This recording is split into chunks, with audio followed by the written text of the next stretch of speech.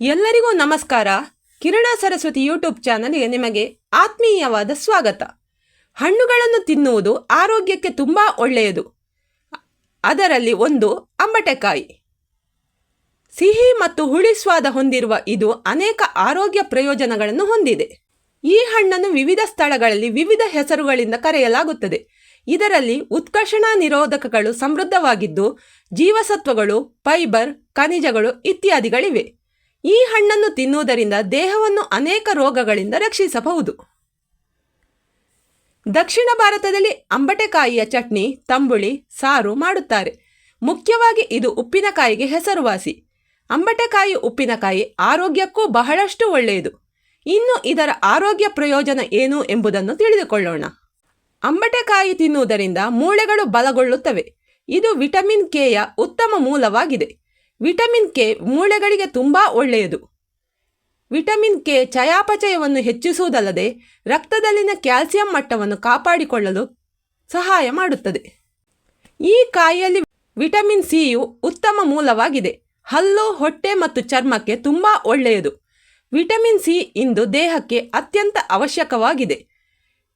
Vitamin C ಪ್ರತಿರಕ್ಷಣಾ ವ್ಯವಸ್ಥೆಯನ್ನು ಬಲಪಡಿಸುತ್ತದೆ. ಜೊತೆಗೆ ಯಾವುದೇ ವೈರಸ್ ಮತ್ತು ಬ್ಯಾಕ್ಟೀರಿಯಾದಿಂದ ಸೋಂಕಿಗೆ ಒಳಗಾಗದಂತೆ ರಕ್ಷಿಸಲ್ಪಡುತ್ತದೆ.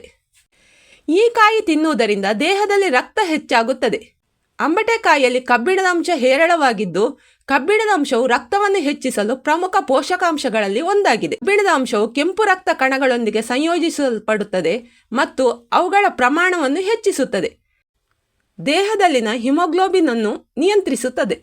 ಇದು ದೇಹದಲ್ಲಿರುವ ಹೆಚ್ಚುವರಿ ನೀರು ಮತ್ತು ಉಪ್ಪನ್ನು ತೆಗೆದುಹಾಕುವುದರಿಂದ ರಕ್ತದೊತ್ತಡವನ್ನು ಕಡಿಮೆ ಮಾಡುತ್ತದೆ ಮತ್ತು ಹೃದಯ ವೈಫಲ್ಯ, ಯಕೃತ್ ವೈಫಲ್ಯ, ಮೂತ್ರಪಿಂಡದ ತೊಂದರೆಗಳಿಂದ ರಕ್ಷಿಸುತ್ತದೆ.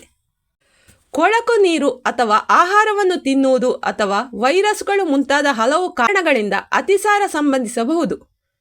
ಕಲುಷಿತ ಆಹಾರ ಮತ್ತು ಪಾನೀಯಗಳಿಂದಲೂ ಭೇದಿ ಉಂಟಾಗುತ್ತದೆ. ಅಂತಹ ಪರಿಸ್ಥಿತಿಯಲ್ಲಿ ಈ ಹಣ್ಣನ್ನು ಸೇವಿಸುವುದರಿಂದ ಅತಿಸಾರ ಮತ್ತು ಭೇದಿಯಂತಹ ಕಾಯಿಲೆಗಳನ್ನು ಗುಣಪಡಿಸಬಹುದು. ಈ ಕಾಯಿ ತಿನ್ನುವುದು ದೃಷ್ಟಿ ಸುಧಾರಿಸಲು ಸಹಾಯ ಮಾಡುತ್ತದೆ. ಏಕೆಂದರೆ ಇದರಲ್ಲಿ ವಿಟಮಿನ್ ಸಿ, ವಿಟಮಿನ್ ಕೆ ಮತ್ತು B6ನಂತಹ ಪೋಷಕಾಂಶಗಳು ಕಂಡುಬರುತ್ತವೆ. ಈ ಪೋಷಕಾಂಶಗಳು ಕಣ್ಣು ಮತ್ತು ಚರ್ಮಕ್ಕೆ ಪ್ರಯೋಜನಕಾರಿಯಾಗಿದೆ. ಹಾಗೆಯೇ ಇದರಲ್ಲಿರುವ ಆಂಟಿ ಆಕ್ಸಿಡೆಂಟ್ಗಳು ಮೆದುಳನ್ನು ಆರೋಗ್ಯವಾಗಿಡಲು ಸಹಾಯ ಮಾಡುತ್ತದೆ. ಅಲ್ಲದೆ ಒತ್ತಡವನ್ನು ಕಡಿಮೆ ಮಾಡುತ್ತದೆ. ಇದು ಮೂಳೆಗಳನ್ನು ಉತ್ತಮಗೊಳಿಸುತ್ತದೆ. ಈ ಅಂಬಟೆಕಾಯಿ ಕೊಬ್ಬು ಮುಕ್ತ, ಸೋಡಿಯಂ ಮುಕ್ತ ಹಾಗೂ ಕೊಲೆಸ್ಟ್ರಾಲ್ ಮುಕ್ತ ಕಾಯಿಯಾಗಿದ್ದು ಮೂಳೆಗಳ ಆರೋಗ್ಯಕ್ಕೆ ಸಹಾಯ ಮಾಡುತ್ತದೆ. ವಿಟಮಿನ್ ಕೆಯು ಈ ಕಾಯಿಯಲ್ಲಿ ಹೇರಳವಾಗಿದೆ. ಜೀರ್ಣಶಕ್ತಿಯನ್ನು ಹೆಚ್ಚಿಸುತ್ತದೆ. ಈ ಕಾಯಿಯಲ್ಲಿರುವ ಹೆಚ್ಚಿನ ಫೈಬರ್ ಅಂಶಗಳಿಂದಾಗಿ ಜೀರ್ಣಕ್ರಿಯೆಗೆ ಸಹಾಯ ಮಾಡುತ್ತದೆ ಹಾಗೂ ಆರೋಗ್ಯಕರ ಜೀರ್ಣಾಂಗ ವ್ಯವಸ್ಥೆಯನ್ನು ಕಾಪಾಡಿಕೊಳ್ಳಲು ಮತ್ತು ಜೀರ್ಣಕಾರಿ ಸಮಸ್ಯೆಯನ್ನು ತಡೆಯಲು ಸಹಾಯ ಮಾಡುತ್ತದೆ. ಇದು ಹಿಮೋಗ್ಲೋಬಿನ್ ಹೆಚ್ಚಳ ಮಾಡುತ್ತದೆ. ಇದು ಉತ್ತಮ ಕಬ್ಬಿಣ ಅಂಶವನ್ನು ಹೊಂದಿದ್ದು ಹಿಮೋಗ್ಲೋಬಿನ್ ಉತ್ಪಾದನೆಯಲ್ಲಿ ಸಹಾಯ ಮಾಡುತ್ತದೆ. ಹೇರಳವಾಗಿರುವ ವಿಟಮಿನ್ ಸಿ ಅಂಶ ಶೀತ, ಕೆಮ್ಮು, ಜ್ವರದಂತಹ ಸಾಮಾನ್ಯ ಕಾಯಿಲೆಗಳಿಂದ ನಮ್ಮನ್ನು ರಕ್ಷಿಸುತ್ತದೆ. ಇದು ಸ್ನಾಯುಗಳನ್ನು ಬಲಪಡಿಸುತ್ತದೆ. ಅಂಬಟೆಕಾಯಿಯಲ್ಲಿ ಥಯಾಮಿನ್ ಎನ್ನುವ ವಿಟಮಿನ್ ಇದ್ದು ಇದು ಸ್ನಾಯುಗಳನ್ನು ಆರೋಗ್ಯಯುತವಾಗಿ ಇಡಲು ಸಹಾಯ ಮಾಡುತ್ತದೆ. ಹೃದಯಕ್ಕೂ ತುಂಬ ಒಳ್ಳೆಯದು. ಪೊಟ್ಯಾಷಿಯಂ ಮತ್ತು ಫೈಬರ್ನಂತಹ ಪೋಷಕಾಂಶಗಳನ್ನು ಹೊಂದಿದ್ದು ಹೃದಯ ಆರೋಗ್ಯಕ್ಕೆ ಸಹಾಯಕವಾಗಿದೆ. ಇದು ಸೋಡಿಯಂ ಮುಕ್ತವಾದ್ದರಿಂದ ರಕ್ತದೊತ್ತಡದ ಮಟ್ಟವನ್ನು ನಿಯಂತ್ರಿಸಲು ಸಹಾಯ ಮಾಡುತ್ತದೆ. ಇನ್ನು ನಾವು ಈ ಅಂಬಟೆಕಾಯಿಯಿಂದ ಚಟ್ನಿ ಮಾಡುವುದು ಹೇಗೆಂದು ನೋಡೋಣ.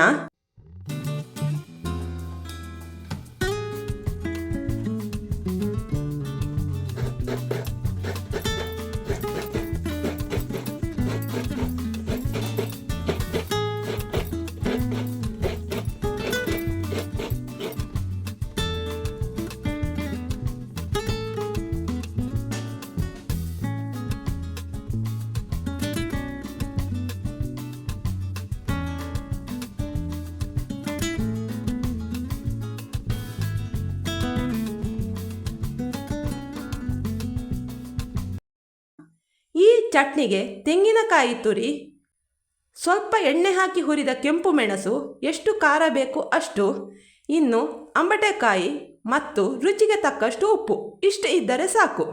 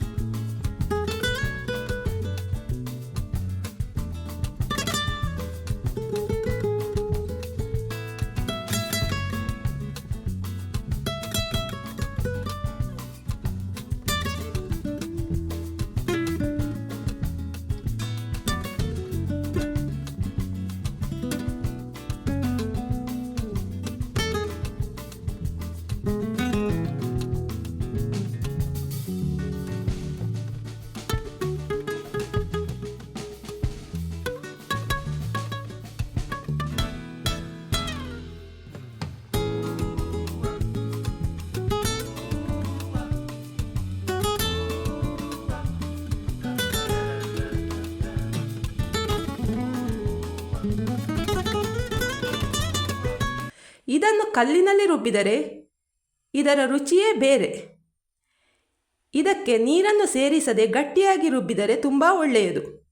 ಇದನ್ನು ನುಣ್ಣಗೆ ರುಬ್ಬಿಕೊಂಡ ನಂತರ ಕುಚ್ಚಿದಕ್ಕಿ ಗಂಜಿಯ ಜೊತೆ ತುಪ್ಪ ಹಾಕಿ ಸವಿದು ನೋಡಿ.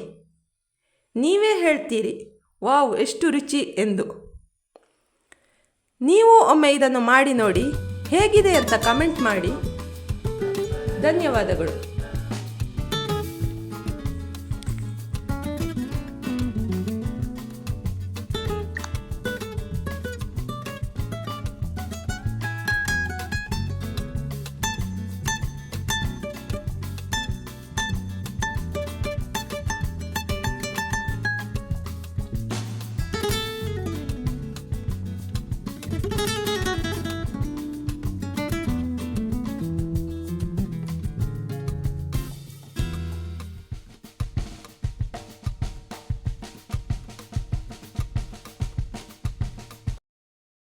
ಈ ಮಾಹಿತಿ ನಿಮಗೆ ಇಷ್ಟವಾಯಿತು ಎಂದು ಭಾವಿಸುತ್ತೇನೆ.